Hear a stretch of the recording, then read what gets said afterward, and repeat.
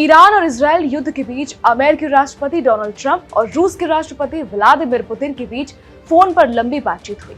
दोनों नेताओं ने करीब 1 घंटे तक बात की और इस दौरान ईरान इजराइल जंग से लेकर यूक्रेन युद्ध और वैश्विक तेल बाजार जैसे बड़े मुद्दों पर चर्चा हुई। रूस के विदेश नीति सलाहकार यूरी उशाकोव के मुताबिक ये बातचीत काफी अहम और गंभीर रही। उन्होंने बताया कि दोनों नेताओं के बीच कई मुद्दों पर खुलकर बात हुई।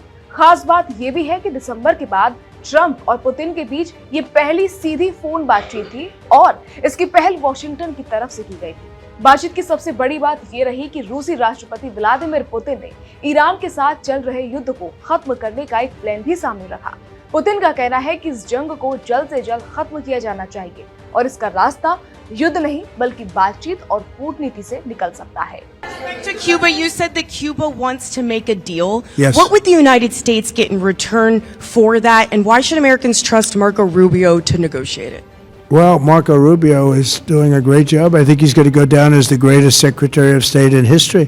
पुतिन ने ट्रंप से कहा कि अगर बड़े देश मिलकर कोशिश करेंगे तो इस संकट का समाधान निकाला जा सकता है। उन्होंने ये भी बताया कि इस मुद्दे को लेकर वो पहले से कई देशों के नेताओं के संपर्क में हैं। रूस का मानना है कि अगर बातचीत आगे बढ़ती है तो हालात को बिगड़ने से रोका जा सकता है।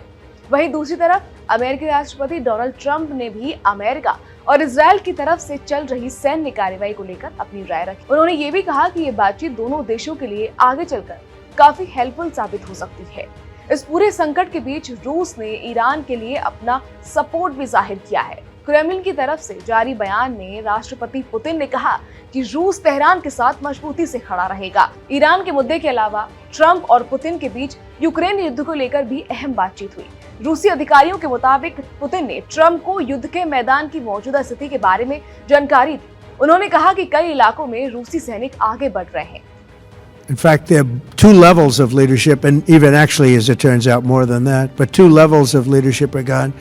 Most people have never even heard about the leaders that they're talking about. So it's obviously been very, very powerful, very effective.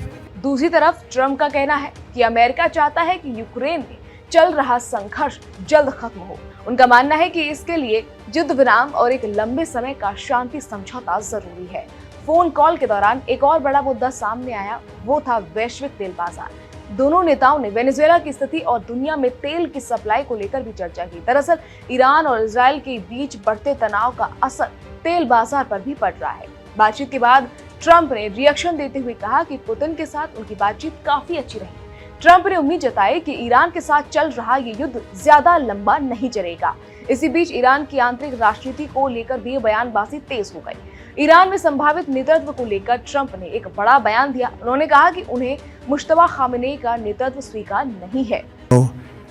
Money, they're in deep trouble on a humanitarian basis, and we don't want to see that. But they were very, very bad to a lot of people, as you know, and a lot of people living on the Cuban American vote, which I got at record levels.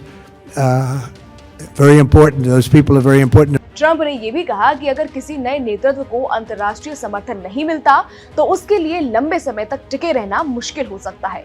देखिए, फिलहाल तो Trump और Putin के बीच हुई ये बातचीत Iran Israel जंग से जुड़ा सबसे बड़ा डिप्लोमेटिक घटनाक्रम माना जा रहा है।